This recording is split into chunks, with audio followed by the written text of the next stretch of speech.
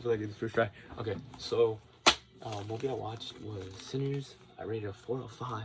I'll explain why in a sec, and I want to start off by saying it's creates a strong, creepy atmosphere which keeps the audience tense, like me, and yeah, it shows a lot of dark lighting and a lot of heavy. No, not just dark lighting and like sound, which make an uncomfortable feeling, but like in a good way.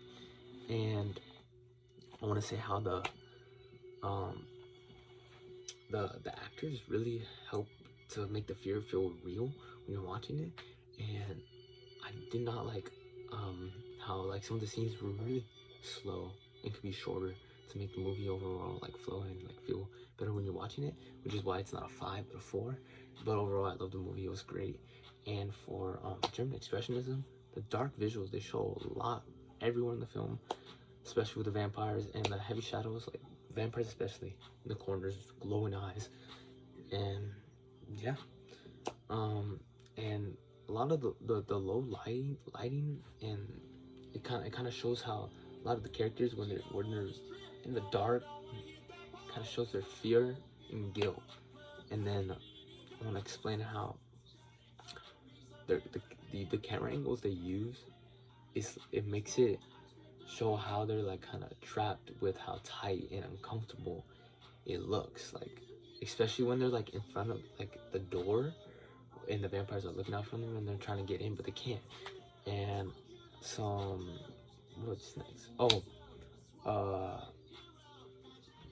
want to say modern fear would be how they're haunted by past mistakes. So basically how decisions they made in the past can always come back in a dangerous way. They never disappear. So that comes to modern times, which decisions we make will always come back to us. We can't just ignore them, and even though we do, they can come back in many different ways. And down to the equilibrium, I want to say how like the movie starts us as normal and everything, and it cuts the scenes where it's showing vampires barge into that cabin, basically.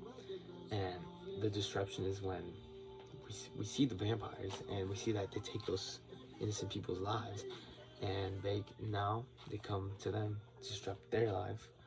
And the recognition is they realize it's a serious problem when they start killing people from the party, like when the girl comes in, and then they try to fix it when all of them are all together and they're kind of fighting them, and it's that whole big scene. But yeah, and then they kill them and by the water and in the sunlight. And then but it's like when he like Rose, he's like playing music now, and we see at the end of the movie he comes back again, the two vampires, the girl and the guy, so showing how it's not normal again, and they came back again, but nothing happened, didn't kill him or nothing. But yeah, that's it. And